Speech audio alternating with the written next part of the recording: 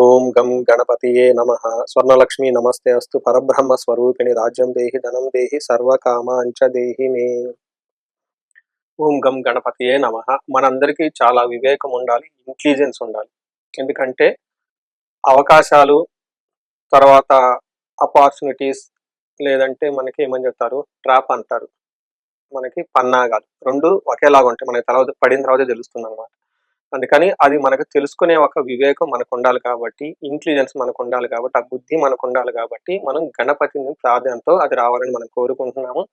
స్వర్ణలక్ష్మి అమ్మవారు ప్రతి ఒక్కళ్ళకి బ్రహ్మానందాన్ని కలిగించాలి, బ్రహ్మతత్వాన్ని కలిగించాలి అని మనం కోరుకుందాం. ఎవరికైతే బ్రహ్మతత్వం ఉంటుందో చాలా ఆనందంగా, ఉత్సాహభరితంగా ఉంటారు, చక్కగా ఉంటారు.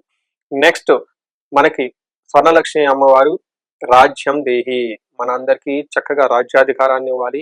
ఒక మాట మాట్లాడితే ఆ మాటకి ఎంత విలువ ఉండాలి, ప్రతి ఒక్కళ్ళ వాళ్ళ లైఫ్ లో ఆనందాన్ని కలిగించాలి. ఒక కార్యోన్ముఖులని, ఒక యాక్షన్ ఓరియంటెడ్ గా మన మాటలు అనేది కన్వర్ట్ అయ్యి ఎదుటి వాళ్ళకి చక్కగా ఉండాలి. తద్వారా మనకి పవర్, స్టేటస్, అధికారం పెరగాలని అమ్మవారిని కోరుకుందాం.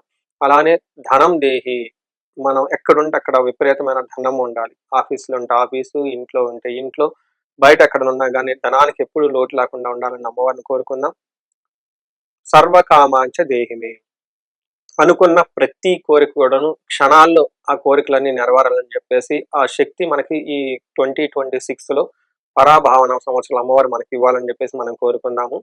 విషయానికి వస్తే మనం పంచగ్రహ కూటమి అని చెప్పేసి జరుగుతూ ఉంది. అది లాస్ట్ మంత్ కూడా ఒకసారి వచ్చింది. రెండో పంచగ్రహ కూటమి కూడా రాబోతూ ఉంది. ఇది ఫిబ్రవరి 17వ తారీఖున 18వ తారీఖున. మనకి శాస్త్రాలు ఏం చెప్తారంటే ఎక్కువ గ్రహాలు ఒక్క రాశిలో గనక ఉంటే చాలా అలజడిగా ఉంటుంది అని మనకి ఇందులో వివరించడం జరిగింది. మండేన్ ఆస్ట్రాలజీ అంటారు. ఇందులో ఖగోళ శాస్త్రంలో వివరించడం జరిగింది. దీని యొక్క ప్రభావం రాజుల మీద, అలానే మేనేజర్ లెవెల్ మీద, నాయకత్వ లక్షణాలు కలిగి లేదంటే నాయకత్వ బాధ్యతలు కలిగిన ప్రతి ఒక్కళ్ళ మీదతో ఉండటంతో పాటు ఇండివిజువల్ గా కూడా దాని యొక్క ప్రభావం ఉంటుందని గమనించుకోవాలి. అయితే ఈ 5 వచ్చిన కూటమి చూస్తే మనం లాస్ట్ జనవరి మంత్ లో మనం గమనించుకుంటే ఈ యొక్క కూటమి రావడంతో బంగారంలో కానివ్వండి, స్టాక్ మార్కెట్లో సిల్వర్, గోల్డ్ చాలా అప్స్ అండ్ డౌన్స్ ఎలా ఉన్నాయి మనం గమనించాము. అలానే మనకి వేరే పెద్ద పెద్ద అగ్రదేశ నేతలు కూడా ఇండియా దర్శించుకోవటం, విజిట్ చేసుకోవటం, చాలా రాజకీయంగాను లేదంటే ఎకనామిక్ పరంగాను చాలా చేంజెస్ అయితే జరిగినాయని మనం చెప్పుకోవచ్చు. ఇప్పుడు 17వ తారీఖు, 18వ తారీఖు కూడా అలానే పంచగ్రహ కూటమి వస్తూ ఉంది. దాని యొక్క ఇంపాక్ట్ ఎలా ఉంటుంది? పోయినసారి ఇది మనకు మకర రాశిలో జరిగింది, ఇప్పుడు ఇది కుంభరాశిలో జరుగుతూ ఉంటుంది. ఈ 5 గ్రహాలు కుంభరాశిలో ఉండటం వల్ల ఎలాంటి సూచనలు మనకు వస్తుందో గమనించుకుంటే, ఫస్ట్ ఇందులో ఉన్న గ్రహాలు సూర్యుడు, చంద్రుడు, బుధుడు, శుక్రుడు, రాహు వీళ్ళంతా కలిసి ఉన్నారు. ఇందులో మోస్ట్ ఇంపార్టెంట్ మనం తెలుసుకోవాల్సిందంటే రాహు పక్కన ఏ గ్రహం ఉన్నా కానీ ఆ గ్రహాన్ని అతను పాడు చేస్తాడు. అందుకని ఉదాహరణకి రాహు పక్కన చంద్రుడు ఉంటే చంద్రగ్రహణం, సూర్యుడు ఉంటే సూర్యగ్రహణము, గురువు ఉంటే గురు చండాల యోగము, బుద్ధి ఉంటే బుద్ధి పాడైపోతూ ఉంటుంది. ఇలా రాహు చుట్టూ అన్ని గ్రహాలు ఉండటంతో అది కుంభరాశిలో ఉండటంతో దాని యొక్క విశిష్టతను మనం ఏ విధంగా అర్థం చేసుకోవాలి, రాజకీయంగాను ప్లస్ మన పర్సనల్ లైఫ్ లోను, లేదంటే మనకి బయట వాతావరణం ఎలా ఉంటుందో తెలుసుకునే ప్రయత్నం మనం చేద్దాం.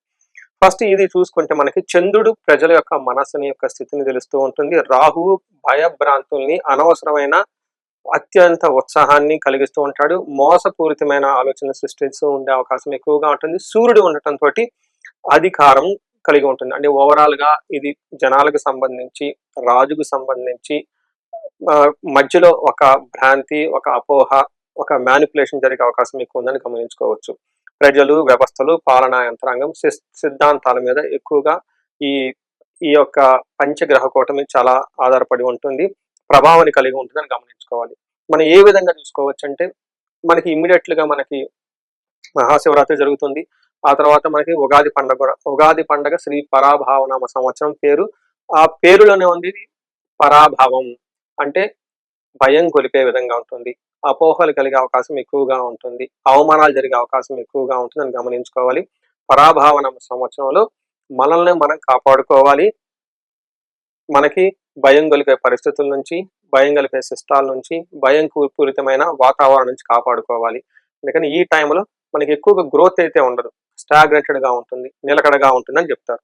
ఈ టైంలో మనం ఏం చేయాలంటే, అవమాన పూరితంగా ఉంటుంది, అనవసరమైన అనుకోని విధంగా వ్యవస్థలు కుప్పగూలే అవకాశం ఎక్కువ ఉంటుందని గమనించుకోవాలి. ఇప్పుడు మనం గనక చూసుకుంటే ఏ ఏ విషయాల్లో జాగ్రత్తగా ఉండాలంటే పబ్లిక్ మైండ్‌కి సంబంధించి అనవసరమైన భయభ్రాంతుల గురించి రాంగ్ ఇన్ఫర్మేషన్ సర్క్యులేట్ అయ్యే అవకాశం ఎక్కువగా ఉంటుంది. శుక్రుడు ఉండటంతోటి వాల్యూస్, అందము, ఐశ్వర్యం, నగలు, కార్లు, తర్వాత ఇలాంటి భోగానికి సంబంధించిన వ్యవహారాల్లో జాగ్రత్తగా ఉండాలని చెప్పేసి కోరుకుంటున్నాను. Lot of ups and downs వచ్చే అవకాశం ఎక్కువగా ఉంటుంది. ఈ విషయాన్ని గమనించుకోండి. అథారిటీ, పబ్లిక్ ఇమేజ్, డిస్టార్షన్ టోటల్‌గా కలిసి ఒక కొలాప్స్ అంటే ఉన్న పొజిషన్ నుంచి తగ్గిపోయే అవకాశం ఎక్కువగా ఉంటుంది. కొలాప్స్ అయ్యే అవకాశం ఎక్కువగా ఉంటుంది. పతనమయ్యే అవకాశం ఎక్కువ ఉంటుందని గమనించుకోవాలి. ఈ పంచగ్రహ కూటమి వల్ల 12 రాసుల వారికి ఎలా ఉందో మనం తెలుసుకుందాం. సూక్ష్మంగా తెలుసుకుందాం. ఒక్కొక్క రాశికి 2, 3 పాయింట్లు మాత్రమే చర్చించుకుందాం. ఈ విషయాల్లో మీరు చాలా అలర్ట్‌గా ఉండాలి అన్న ఒక సూచనతో ఇది సిరీస్ చేయడం జరుగుతూ ఉంటుంది. ఇన్ కేస్ మీరు దాన్ని గనక సెన్స్ అయ్యి ఉంటే ఎలాంటి పరిహారాలు చేసుకోవాలో కూడా మనకి లాస్ట్‌లో వివరించడం జరుగుతుంది. మిథున రాశి వాళ్ళు గనక చూసుకుంటే వీళ్ళకి 9వ స్థానంలో జరగటంతోటి తీర్థయాత్రలు చేసేవాళ్ళు, ఆధ్యాత్మిక కార్యక్రమాలు చేసేవాళ్ళు, తండ్రికి సంబంధించిన వ్యవహారాలు, గురువులకు సంబంధించిన వ్యవహారాలు, లేదంటే అనాదిగా వస్తున్న నమ్మకాలు, వాటికి సంబంధించిన వ్యవహారాల్లో మీకు కొంచెం పరాభవం జరిగే అవకాశం ఎక్కువగా ఉంటుంది. సంక్షోభము అంటే మీకు సంబంధించిన గురువులు, పెద్దవాళ్ళు మీకు రాంగ్ డైరెక్షన్ ఇచ్చేసి అవకాశం ఎక్కువగా ఉంటుందని గమనించుకోవాలి. సో చూసారు కదండి పంచగ్రహ కూటమి వల్ల ఓవరాల్‌గా ఎలా ఉంటుంది? ఇండివిడ్యువల్‌గా ఏ ఏ రాశులకు ప్రభావం చూపే అవకాశం కూడా మనం చర్చించుకున్నాం. అయితే ఇది మనకు ఒక 30-40% మాత్రమే ఎఫెక్ట్ అవుతుంది. మిగతాది ఇండివిడ్యువల్‌గా వాళ్ళ యొక్క జన్మ చక్రం చూడటము, లేదంటే గోచార రిపోర్ట్ చూస్తే ఇంకా మనకు కొంచెం ఐడియా వస్తుంది. సో ఇప్పుడు మనకి ఒక హింట్ లాగా దీన్ని పెట్టుకొని ఆ విషయాలు కొంచెం జాగ్రత్తగా ఉండాలని చెప్పేసి నేను కోరుకుంటున్నాను. ఇన్ కేస్ ఎవరికైనా గనక ప్రాబ్లమ్ కనిపించేసింది, మేము దీనివల్ల సీరియస్‌గా ఎఫెక్ట్ అవుతున్నాం అనుకుంటే చాలా పరిహారాలున్నాయి. ఫస్ట్ పరిహారం ఏమంటే మనకి మహాశివునికి సంబంధించి మహాన్యాసపూర్వక ఏకాదశ రుద్రాభిషేకం చేపించుకోవటము. ఇండివిడ్యువల్‌గా ఇంకా ఏదైనా గనక ప్రాబ్లమ్ ఉంటే కార్యజయం రావటానికి అనుకున్న కార్యాలు జరగకపోవటానికి మన్యు పాశుపత అభిషేకం చేపించుకుంటే వీళ్ళకి కార్యజయము, ధన సంపాదన వస్తూ ఉంటుంది. కొంతమందికి మేము ఆఫీస్‌లో ఉన్నామండి. శత్రువుల బాధ విపరీతంగా ఉంటే సుదర్శన హోమము, సుదర్శన జపము, మంత్ర జపం చేపించుకుంటే చాలా బాగుంటుంది. ఇన్ కేస్ ఎవరికైనా ఫైనాన్షియల్‌గా బాగా ప్రాబ్లమ్‌గా ఉంది. మల్టీ సోర్సెస్ ఆఫ్ ఇన్‌కమ్ లేదు. ఎక్స్‌ట్రా ఇన్‌కమ్ గురించి చూసుకుంటున్నాం అనుకున్నప్పుడు స్వర్ణలక్ష్మి విశేష హోమం చేపించుకుంటుంటూ చాలా బాగుంటుంది. వీటితో పాటు జనాకర్షణకి సోషల్ మీడియాలో ఎవరైనా ఉంటే కనుక రాహుకి ప్లస్ గణపతికి చక్కగా పూజలు చేపించుకుంటూ ఉంటే వీళ్ళు ఏదైతే ఉంటారో పబ్లిక్ ఇమేజ్ కావాలని చెప్పేసి అలాంటి వాళ్ళకి వచ్చే అవకాశం ఎక్కువగా ఉంటుంది. 12 రాశుల వారికి ఈ యొక్క పంచగ్రహ కూటమి యొక్క ప్రభావం ఎక్కువగా ఎవరి మీద పడకుండా, ఒకవేళ పడినా ఆ ప్రభావాన్ని ముందుగా సెన్స్ అయ్యి వాటి నుంచి తప్పించుకునే పరిహారాలు చేసుకొని ఎలాంటి కష్టాలు పడకూడదని నేను కోరుకుంటున్నాను. మీ అందరికీ అష్టైశ్వర్యాలు కలగాలని, భోగభాగ్యాలు కలగాలని చెప్పేసి నేను కోరుకుంటున్నాను. నమస్తే. ఓం గం గణపతియే నమః. స్వర్ణలక్ష్మి నమస్తే అస్తు. పరబ్రహ్మ స్వరూపిణి రాజ్యం దేహి, ధనం దేహి, సర్వకామాంచ దేహి మే. ఓం గం గణపతియే నమః. మనందరికీ చాలా వివేకం ఉండాలి, ఇంటెలిజెన్స్ ఉండాలి. ఎందుకంటే అవకాశాలు, తర్వాత అపార్చునిటీస్, లేదంటే మనకి ఏమని చెప్తారు ట్రాప్ అంటారు. మనకి పన్నాగాలు 2 ఒకేలాగా ఉంటాయి. మనకి తర్వాత పడిన తర్వాతే తెలుస్తుందన్నమాట. అందుకని అది మనకు తెలుసుకునే ఒక వివేకం మనకు ఉండాలి కాబట్టి, ఇంటెలిజెన్స్ మనకు ఉండాలి కాబట్టి, ఆ బుద్ధి మనకు ఉండాలి కాబట్టి మనం గణపతిని ప్రార్థనతో అది రావాలని మనం కోరుకుంటున్నాము. స్వర్ణలక్ష్మి అమ్మవారు ప్రతి ఒక్కళ్ళకి బ్రహ్మానందాన్ని కలిగించాలి, బ్రహ్మతత్వాన్ని కలిగించాలి అని మనం కోరుకుందాం. ఎవరికైతే బ్రహ్మతత్వం ఉంటుందో చాలా ఆనందంగా, ఉత్సాహభరితంగా ఉంటారు, చక్కగా ఉంటారు. నెక్స్ట్ మనకి స్వర్ణలక్ష్మి అమ్మవారు రాజ్యం దేహి, మనందరికీ చక్కగా రాజ్యాధికారాన్ని ఇవ్వాలి. ఒక మాట మాట్లాడితే ఆ మాటకి ఎంత విలువ ఉండాలి. ప్రతి ఒక్కళ్ళ వాళ్ళ లైఫ్‌లో ఆనందాన్ని కలిగించాలి. ఒక కార్యోన్ముఖులని, ఒక యాక్షన్ ఓరియెంటెడ్‌గా మన మాటలనేది కన్వర్ట్ అయ్యి ఎదుటి వాళ్ళకి చక్కగా ఉండాలి. తద్వారా మనకి పవరు, స్టేటస్, అధికారం పెరగాలని అమ్మవారిని కోరుకుందాం. అలానే ధనం దేహి, మనం ఎక్కడుంటే అక్కడ విపరీతమైన ధనం ఉండాలి. ఆఫీస్‌లో ఉంటే ఆఫీసు, ఇంట్లో ఉంటే ఇంట్లో, బయట ఎక్కడనున్నా గానీ ధనానికి ఎప్పుడు లోటు లేకుండా ఉండాలని అమ్మవారిని కోరుకుందాం. సర్వకామాంచ దేహిమే, అనుకున్న ప్రతి కోరిక కూడాను క్షణాల్లో ఆ కోరికలన్నీ నెరవేరాలని చెప్పేసి ఆ శక్తి మనకి ఈ 2026లో పరాభావన సంవత్సరాలు అమ్మవారు మనకి ఇవ్వాలని చెప్పేసి మనం కోరుకుందాము. విషయానికి వస్తే మనం పంచగ్రహ కూటమి అని చెప్పేసి జరుగుతూ ఉంది. అది లాస్ట్ మంత్ కూడా ఒకసారి వచ్చింది. రెండో పంచగ్రహ కూటమి కూడా రాబోతూ ఉంది. ఇది ఫిబ్రవరి 17వ తారీఖున, 18వ తారీఖున. మనకి శాస్త్రాలు ఏం చెప్తారంటే ఎక్కువ గ్రహాలు ఒక్క రాశిలో గనక ఉంటే చాలా అలజడిగా ఉంటుంది అని మనకి ఇందులో వివరించడం జరిగింది. మండేన్ ఆస్ట్రాలజీ అంటారు. ఇందులో ఖగోళ శాస్త్రంలో వివరించడం జరిగింది. దీని యొక్క ప్రభావం రాజుల మీద, అలానే మేనేజర్ లెవెల్ మీద, నాయకత్వ లక్షణాలు కలిగి లేదంటే నాయకత్వ బాధ్యతలు కలిగిన ప్రతి ఒక్కళ్ళ మీదతో ఉండటంతో పాటు ఇండివిడ్యువల్ గా కూడా దాని యొక్క ప్రభావం ఉంటుందని గమనించుకోవాలి. అయితే ఈ 5 వచ్చిన కూటమి చూస్తే మనం లాస్ట్ జనవరి మంత్ లో మనం గమనించుకుంటే ఈ యొక్క కూటమి రావడంతో బంగారములు కానివ్వండి, స్టాక్ మార్కెట్లలో సిల్వర్, గోల్డ్ చాలా అప్స్ అండ్ డౌన్స్ ఎలా ఉన్నాయి మనం గమనించాము. అలానే మనకి వేరే పెద్ద పెద్ద అగ్రదేశ నేతలు కూడా ఇండియా దర్శించుకోవటం, విజిట్ చేసుకోవటం, చాలా రాజకీయంగాను లేదంటే ఎకనామిక్ పరంగాను చాలా చేంజెస్ అయితే జరిగినాయని మనం చెప్పుకోవచ్చు. ఇప్పుడు 17వ తారీఖు, 18వ తారీఖు కూడా అలానే పంచగ్రహ కూటమి వస్తూ ఉంది. దాని యొక్క ఇంపాక్ట్ ఎలా ఉంటుంది? పోయినసారి ఇది మనకు మకర రాశిలో జరిగింది. ఇప్పుడు ఇది కుంభరాశిలో జరుగుతూ ఉంటుంది. ఈ 5 గ్రహాలు కుంభరాశిలో ఉండటం వల్ల ఎలాంటి సూచనలు మనకు వస్తుందో గమనించుకుంటే, ఫస్ట్ ఇందులో ఉన్న గ్రహాలు సూర్యుడు, చంద్రుడు, బుధుడు, శుక్రుడు, రాహు వీళ్ళంతా కలిసి ఉన్నారు. ఇందులో మోస్ట్ ఇంపార్టెంట్ మనం తెలుసుకోవాల్సిందంటే రాహు. రాహు పక్కన ఏ గ్రహం ఉన్నా కానీ ఆ గ్రహాన్ని అతను పాడు చేస్తాడు. అందుకని ఉదాహరణకి రాహు పక్కన చంద్రుడు ఉంటే చంద్రగ్రహణం, సూర్యుడు ఉంటే సూర్యగ్రహణము, గురువు ఉంటే గురు చండాల యోగము, బుద్ధి ఉంటే బుద్ధి పాడైపోతూ ఉంటుంది. ఇలా రాహు చుట్టూ అన్ని గ్రహాలు ఉండటం తోటి అది కుంభరాశిలో ఉండటంతో దాని యొక్క విశిష్టతను మనం ఏ విధంగా అర్థం చేసుకోవాలి, రాజకీయంగాను ప్లస్ మన పర్సనల్ లైఫ్ లోను లేదంటే మనకి బయట వాతావరణం ఎలా ఉంటుందో తెలుసుకునే ప్రయత్నం మనం చేద్దాం.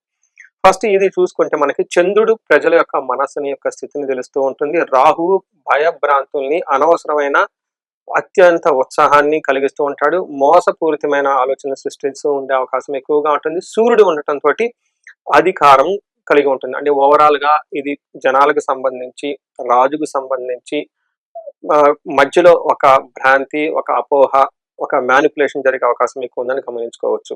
ప్రజలు, వ్యవస్థలు, పాలనా యంత్రాంగం సిద్ధాంతాల మీద ఎక్కువగా ఈ ఈ యొక్క పంచగ్రహ కూటమి చాలా ఆధారపడి ఉంటుంది, ప్రభావాన్ని కలిగి ఉంటుందని గమనించుకోవాలి.